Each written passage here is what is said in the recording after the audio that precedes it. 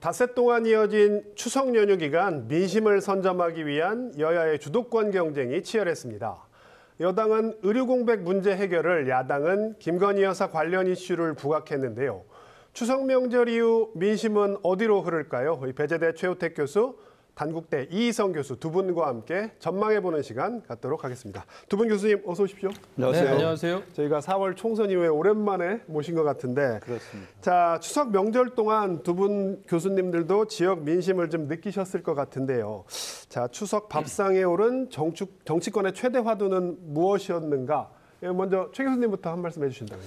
예, 저는 이제 처가가 대구 군위 지역입니다. 네. 그래서 연휴가 이제 앞쪽으로 길었기 때문에 네. 처가 먼저 가서 한번 민심을 좀 살펴봤는데요. 네. 첫 번째는 그거예요. 아프면 안 된다. 네. 혹시라도 음식이나 이런 걸 잘못 먹으면 네. 갈 데가 없으니까 최대한 조심을 해야 된다. 근데 저희 처남 이제 낚시를 좋아하는데 붕어를 많이 잡아왔더라고요. 네. 근데 이걸 먹어야 되는데 가시 걸릴까 봐 먹지를 못하는 거예요. 그만큼 이제 네. 이번에는 이제 의료 대란과 네, 관련해서 네. 걱정들을 좀 많이 하신 것 같고요. 국민들의 심려가 컸다. 영남에서도. 그럼요. 네. 그리고 이제 정치 얘기는 안 하더라고요. 그러니까 네. 정치 얘기는 금기어가 돼가지고 네, 네. 만약에 누구라도 그런 얘기를 하게 되면 네. 하지 말라고. 네. 나 그거 싫다. 싸우기 싫다. 네, 이렇게 네, 되더라고요. 네, 그래서 네, 네. 아마 이번 추석 때나 아마 이런 정치 얘기는 하지 않았을까. 네. 저는 이제 그런 생각을 해보는데. 네. 그리고 이제 또 이제 제 고향이 또 이쪽 전북 장수다 보니까 네, 농촌 네. 지역입니다. 그래서 두 지역을 이렇게 비교를 해보니까 농촌 지역 같은 경우에는 오히려 네. 조금 걱정이 좀 덜하는 것 같아요. 네. 그러나 이제 도시 지역 출신들은 아무래도 이제 걱정이 많은데 그것은 이제 뭐 고금리라든지 네. 또 뭐 영끌해가지고 또 집을 사신 분들 이런 네. 분들이 많았기 때문에 그런 경제적 이유로다가 많은 네. 고민들을 좀 하고 있는 것이 아닌가 저는 그렇게 느꼈습니다. 의료 대란 문제 그리고 경제 문제. 예. 예. 예, 이 교수님 어떻게 들으셨습니까? 폭염 얘기 많이 나왔죠. 예, 그렇죠. 너무 덥다. 예, 그리고 뭐 말씀하신 응급실 뺑뺑이에 대한 네, 우려. 네. 아프지 마라가 덕담이 될 정도니까요. 네, 네, 네. 그런 측면과 무엇보다도 이제 추석을 준비하면은 여러 가지 장을 좀 평소보다 많이 보잖아요. 네. 물가에 대한 부분들 상당히 우려가 컸고. 장바구니 물가. 예, 네. 그리고 이후에 이제 물가가 내려가지는 않을 것 같다라는 그런 네. 우려와 함께 이제 민생에 대한 부분들, 네. 굉장히 팍팍한 그 삶 속에서 과연 이제 정치인들 이제 쌈박질 좀 그만하고 민생 좀 네. 챙겨라, 정신 좀 차려라 이런 목소리도 있었던 것이 사실이고요. 네. 그리고 이제 정치에 대한 어떤 실망에 있어서 대통령에 대한 네.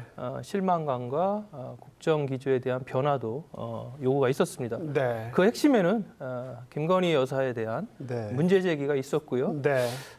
본인이 대통령인 줄 아느냐 뭐 이런 네, 말씀도 네. 좀 들었던 그런 민심을 좀 듣는 계기였습니다. 네.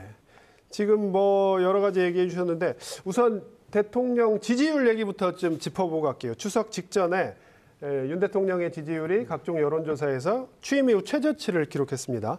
자, 지지율이 이렇게 떨어진 이유 뭐라고 일단 보고 계십니까? 예, 저는 이제 아까 우리 이성 교수도 얘기를 했지만 사실은 이제 김건희 여사 리스크가 네. 가장 지지율 하락의 바로메터였다. 네. 저는 그렇게 생각을 좀 하고 있고요. 그러니까 지금 김건희 여사가 나서는 것도 싫고 네. 하물며 봉사하는 것도 보기 싫다는 거 아닙니까? 네, 네.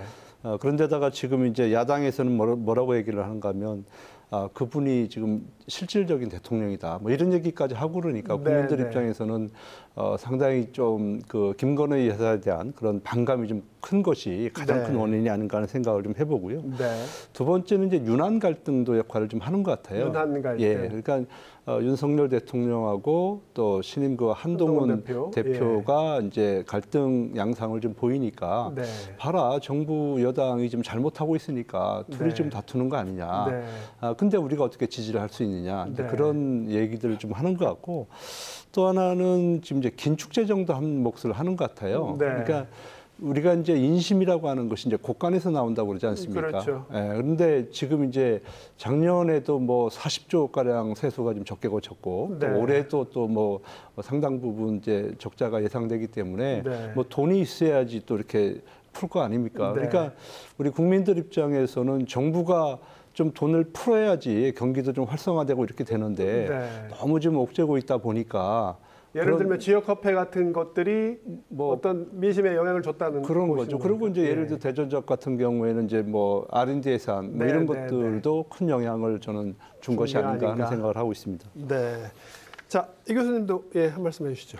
네, 추석 전에 한국갤럽 발표 있었고 리얼미터도 네, 발표가 네. 있었는데 뭐 양 기관에서 발표한 모든 지지율이 취임 이후 최저치를 네. 기록을 했습니다. 그렇습니다.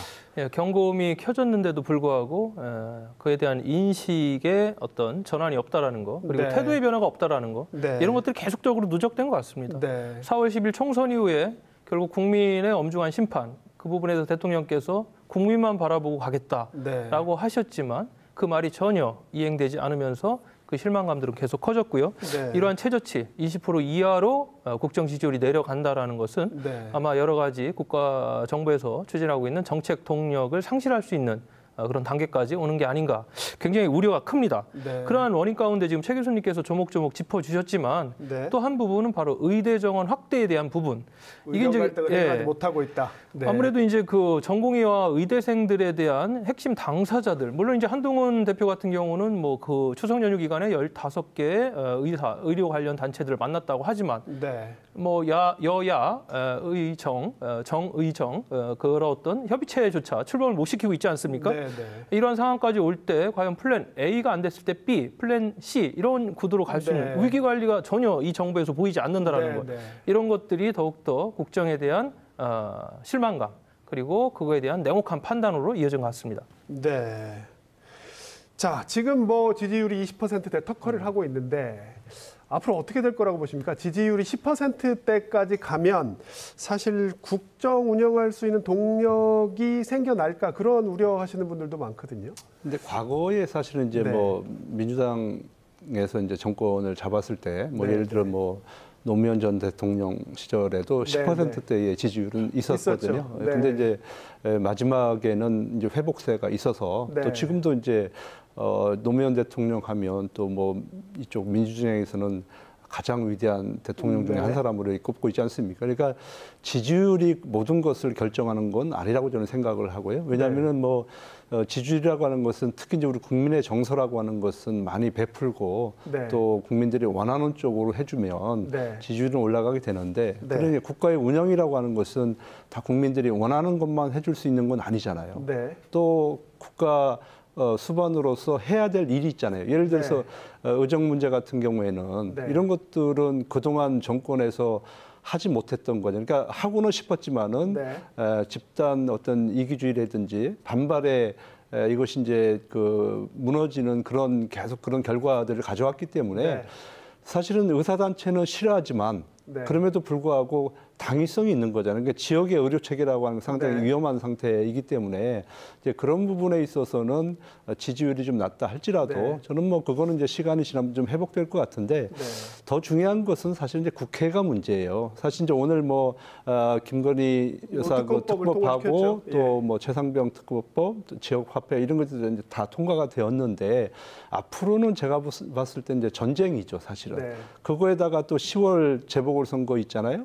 그다음에 또 올 10월 달 되면은 또 이재명 대표하고 조국 대표에 대한 어떤 1심 판결이 나올 수 있기 때문에 네. 지금부터는 여야 간의 어떤 전쟁이 시작됐다. 저는 네. 이렇게 좀 보고 있습니다. 그래서 지금보다는 훨씬 더 강도 높은 그런 대립 구도가 형성될 것이다 이렇게 보여집니다. 이 부분에 대해서 이 네. 교수님 반론하실 게 있으실 것 같은데. 지지율에 예. 신경 써야 됩니다. 네. 네, 전혀 뭐 그 후보 시절부터 대통령 임기 초에는 지지율에 신경 쓰지 않는다, 마이웨이 하겠다.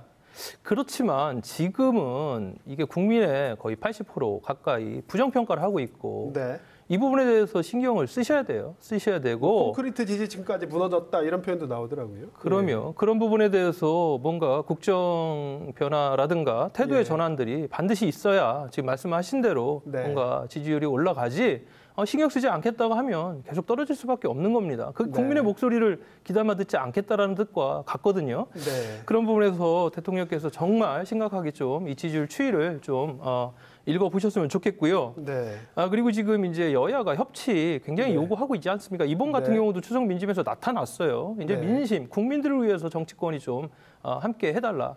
그러나 지금 말씀하신 대로 특검 전국과 네. 그리고 지금 사법 리스크 전국이 지금 맞부딪히는 형국이란 말이죠. 이것이 네. 이제 연말까지는 갈 수밖에 없는데 그런 상황에서 정말 힘든 거는 국민들밖에 없다. 네. 정치권들 각성하셔야 되고요. 그리고 무엇보다도 대통령과 정부 여당의 태도 변화 반드시 있어야 된다고 생각합니다. 네.